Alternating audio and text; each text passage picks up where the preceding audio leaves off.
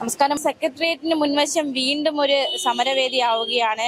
ഇപ്പോൾ KSMC-ക്കെതിരെ ഒരു വിഭാഗം ഡോക്ടർമാർ സമരവുമായി രംഗത്ത് വന്നിരിക്കുകയാണ്. എന്താണ് അവരുടെ പ്രശ്നമെന്ന് മലയാളി വാർത്തയോട് അവർ പ്രതികരിക്കുന്നുണ്ട്. എന്താണ് ഇപ്പോൾ ഇങ്ങനത്തെ ഒരു സമരത്തിന്റെ ലക്ഷ്യമെന്ന്? ഫോറിൻ മെഡിക്കൽ ഗ്രാജുവേറ്റ്സിന് ആവശ്യമായ അല്ലെങ്കിൽ അനിവാര്യമായ കാര്യങ്ങൾ KSMC-ക്കാർ പ്രോപ്പറായിട്ട് ചെയ്യുന്നില്ല. അതുകൊണ്ട് ഒരുപാട് ഡിലേ വരുന്നു. കുട്ടികൾക്ക് 2-3 വർഷം പഠിച്ചിറങ്ങിയതിന് ശേഷം 2-3 വർഷമൊക്കെ കുട്ടികൾക്ക് ആ ഒരു പ്രോസസ്സിങ്ങിൽ കൂടെ എന്ന് വെച്ചാൽ ഒരു യങ് ഡോക്ടേഴ്സായിട്ട് പ്രാക്ടീസ് ചെയ്യാനായിട്ട് ഒരു റൈറ്റ് നിഷേധിക്കപ്പെടുന്നു. KSMC-യുടെ അകത്തുള്ള ചെറിയ വ്യക്തികൾ കാരണം കൊണ്ട് 1-2 ന്യായീകരണങ്ങളൊക്കെ പറഞ്ഞ ആണ് ഇവർ ഈ പറയുന്ന ഡോക്യുമെന്റേഷൻസ് ഹോൾഡ് ചെയ്ത് വെച്ചിരിക്കുന്നത്. NMC പുതിയ ഗൈഡ് ലൈൻസ് ഇറങ്ങിയിട്ടുണ്ട്. അതിൽ വ്യക്തമായിട്ട് പറഞ്ഞിട്ടുണ്ട് ഇന്റേൺഷിപ്പ് കഴിഞ്ഞിട്ട് അവർക്ക് പെർമനന്റ് രജിസ്ട്രേഷൻ കൊടുക്കണമെന്നുള്ളത്. പക്ഷേ KSMC ഇപ്പോഴും ജാംബവാന്റെ കാലത്തുള്ള ഗൈഡ് ലൈൻസ് വെച്ചുകൊണ്ടാണ് ഇപ്പോഴും പ്രവർത്തിക്കുന്നത്. അതുകൊണ്ട് ഈ പറയുന്ന കുട്ടികൾക്ക് ആ പറയുന്ന റൈറ്റ്സ് നിഷേധിക്കപ്പെടുന്നു. സ്റ്റൈപ്പൻഡ് പ്രോപ്പറായിട്ട് പോകുന്നില്ല. ഞാൻ മനസ്സിലാക്കിയത്തോളം ഈ പറയുന്ന നമ്മുടെ കേരളത്തിൽ പ്രാക്ടീസ് ചെയ്യുന്ന പല ഫോറിൻ മെഡിക്കൽ ഗ്രാജുവേറ്റ്സ്കാർക്കും സ്റ്റൈപ്പൻഡ് ഇല്ലെന്നുള്ളതാണ്. അന്യ സംസ്ഥാനങ്ങൾ അല്ലെങ്കിൽ ബാക്കിയുള്ള സ്റ്റേറ്റ്സിലൊക്കെ അവർ സ്റ്റൈപ്പൻഡ് കൊടുക്കുന്നുണ്ട്. തമിഴ്നാട്, കർണാടക, ഒറീസ, രാജസ്ഥാൻ ഇവരൊക്കെ NMC-യുടെ പുതിയ ഗൈഡ് ലൈൻസ് അനുസരിച്ചാണ് ഇപ്പം യങ് ഡോക്ടേഴ്സിനെ പെർമനന്റ് രജിസ്ട്രേഷൻ കൊടുക്കുന്നത്. കേരളത്തിൽ എന്തുകൊണ്ട് അത് സംഭവിക്കുന്നില്ല എന്നുള്ള ചോദ്യങ്ങളാണ് ഞങ്ങളും ഈ പറയുന്ന കുട്ടികളും ചോദിക്കുന്നത്. സമ്പൂർണ്ണ ശാസ്ത്രയാണ് കേരളത്തിലുള്ളതെന്ന് പറയുന്നുണ്ട്. പക്ഷേ ആക്ഷൻ ഇവരുടെ പ്രവർത്തനം കൊണ്ട് നമുക്ക് അങ്ങനെ തോന്നിക്കുന്നില്ല.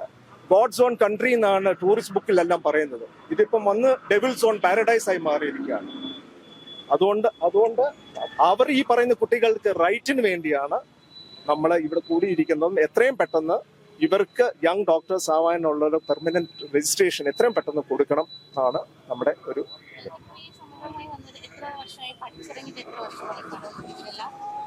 ഇവരിപ്പം 2 to 3 years ആയി. അവർക്ക് പെർമനന്റ് കിട്ടിയാലല്ലേ അവർക്ക് ജോലി ചെയ്യാൻ പറ്റത്തുള്ളൂ. പല റീസൺസും പറഞ്ഞിട്ടാണ് അവരിത് നിഷേധിക്കപ്പെടുന്നത്. അവിടുന്ന് പഠിച്ചിറങ്ങിയ പിള്ളേരെ ആക്ച്വലി ശരിക്കും പറഞ്ഞ 1 വർഷം ഇന്റേൺഷിപ്പ് ചെയ്യുന്നുണ്ട്. പക്ഷെ ഇവിടെ വരുമ്പോൾ അവർ ഒന്നുകൂടി അത് ക്ലർക്ക്ഷിപ്പിന്റെ രീതിയിൽ ഒന്നുകൂടി അത് ചെയ്യണമെന്ന് അവർ ഫോഴ്സ് ചെയ്യിപ്പിക്കുവാണ്. NMC-യുടെ പ്രത്യേകം ഗൈഡ് ലൈൻസ് ഉണ്ട്.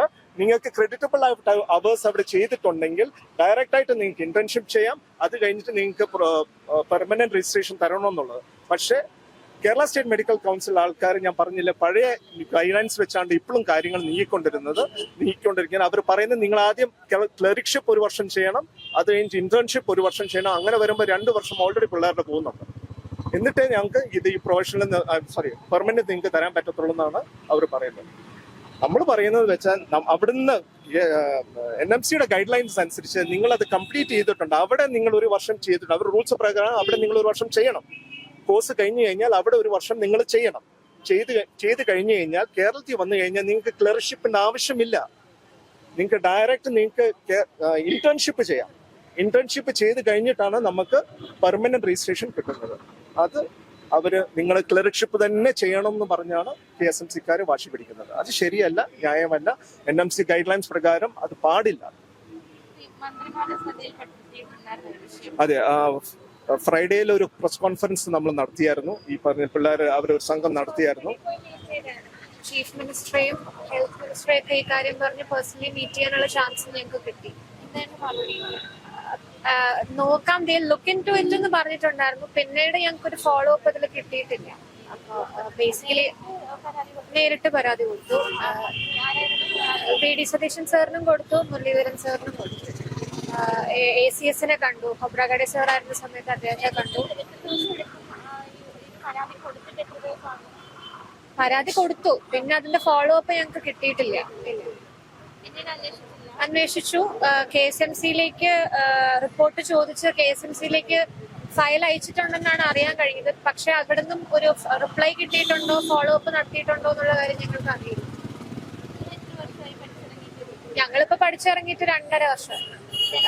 ഈ ലൈസൻസ് എക്സാം ക്വാളിഫൈ ചെയ്തിട്ടും 2.5 വർഷമായി. ഇനി 1 വർഷം കൂടെ കഴിഞ്ഞാലാണ് പെർമനന്റ് രജിസ്ട്രേഷൻ തരുന്നത് കേരളത്തിൽ. വേറെ വഴിയില്ല. ദിസ് ഇസ് ആ ലാസ്റ്റ് റിസോർട്ട് ഓപ്ഷൻ. ഇതല്ലാതെ വേറൊരു വഴിയില്ല. ഞങ്ങൾക്ക് കേരളത്തിൽ രജിസ്റ്റർ ആക്ച്വലി 10 years എന്ന് പറയുന്ന ഒരു ലിമിറ്റ് ഉണ്ട് NMCയുടെ ഗൈഡ് ലൈൻസ് അനുസരിച്ച്. പക്ഷെ ഐ ഡോണ്ട് നോ കേരളം അതെന്ത് നോക്കിയിരിക്കുകയാണെന്നുള്ള കാര്യം ഞങ്ങൾക്ക് അറിയില്ല. ബിക്കോസ് ഞങ്ങളുടെ സൈഡിൽ നിന്ന് ഞങ്ങൾ ചെയ്യേണ്ട കോഴ്സ് കംപ്ലീറ്റ് ചെയ്യേണ്ടത് within 10 years, within 6 to 7 years ഞങ്ങൾ കോഴ്സ് കംപ്ലീറ്റ് ചെയ്തിട്ടുണ്ട്. അപ്പോൾ ഞങ്ങളുടെ സൈഡിൽ നിന്നുള്ള കാര്യങ്ങൾ നിയമപ്രകാരം ചെയ്യുമ്പോൾ വി ആർ എക്സ്പെക്ടിങ് KSMC അതുപോലെ തന്നെ ചെയ്യണം എന്നുള്ളത്, which they are not doing. അതിനെതിരെയാണ് ഈ പ്രതിഷേധം. അതെ,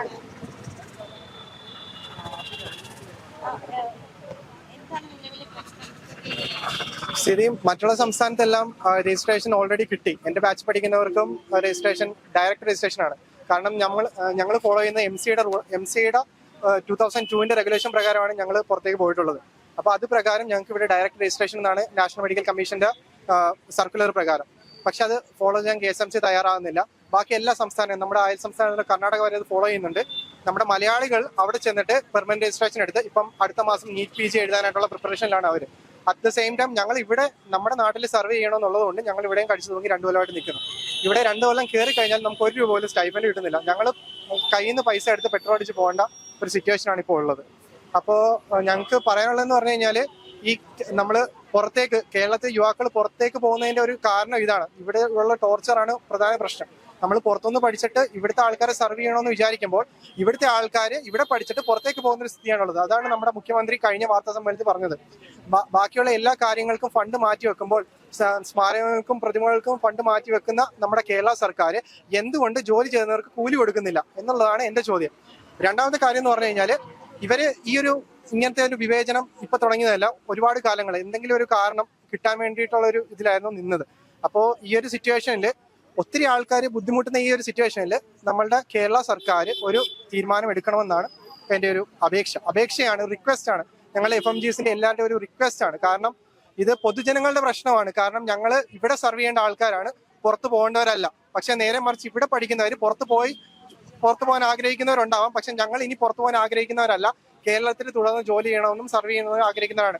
ഞങ്ങൾ ഒരിക്കലും ക്വാളിറ്റി കുറഞ്ഞവരല്ല. ഒന്നാമത്തെ കാര്യം, എനിക്ക് +2 ഫുൾ മാർക്ക് ഉണ്ട്. കേരള ഹയർ സെക്കൻഡറി എഡ്യൂക്കേഷന്റെ എക്സാം എഴുതി +2 ഫുൾ മാർക്കും പ്രൈവറ്റിൽ പഠിക്കാൻ പറ്റുന്ന നീറ്റിന്റെ സ്കോറുള്ള ഒരാളാണ് ഞാൻ. അപ്പൊ എനിക്ക് എങ്ങനെ ക്വാളിറ്റി കുറഞ്ഞ ഒരാളാകും ഞാൻ ഇവിടുത്തെ ഒരു സ്റ്റുഡന്റിനെക്കാളും? നേരെ മറിച്ച് 300-400 മാർക്ക് വാങ്ങിച്ചവർ ഇവിടെ റിസർവേഷനിൽ കയറുന്ന കണ്ടിട്ട് എനിക്ക് പൈസ ഇല്ലാത്തതിന്റെ പേരിലാണ് ഞാൻ എവിടെ പോയത്, ഞാൻ വിദേശത്ത് MBBS പഠിക്കാൻ പോയത്.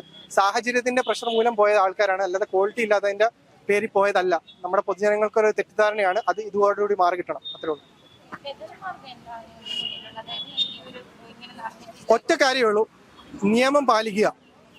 KSMC നിയമം പാലിക്കുക എന്നുള്ള ഒറ്റൊരു കാര്യം മാത്രമേ ഉള്ളൂ. വേറെ ഒന്നും ചെയ്യേണ്ട, കൂടുതലും ചെയ്യേണ്ട, കുറവും ചെയ്യേണ്ട, നിയമം പാലിച്ചാൽ മാത്രം മതി. ആ ഒറ്റ ആവശ്യം മാത്രമേ ഞങ്ങൾക്കുള്ളൂ.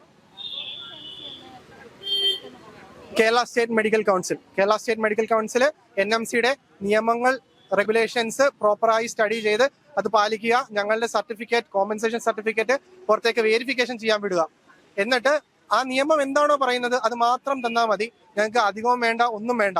പിന്നെ ഞങ്ങൾക്കിവിടെ ഹൗസ് സർജൻസി ചെയ്യിക്കുന്നുണ്ടെങ്കിൽ IMGസിന് കൊടുക്കുന്ന അതേ പണി തന്നെയാണ് ഞങ്ങളും ചെയ്യുന്നത്. ഞങ്ങൾക്ക് സ്റ്റൈഫൻഡ് വേണം. ഞങ്ങൾക്കിപ്പം വീട്ടിൽ ഒത്തിരി സാമ്പത്തിക ബുദ്ധിമുട്ടുണ്ട്.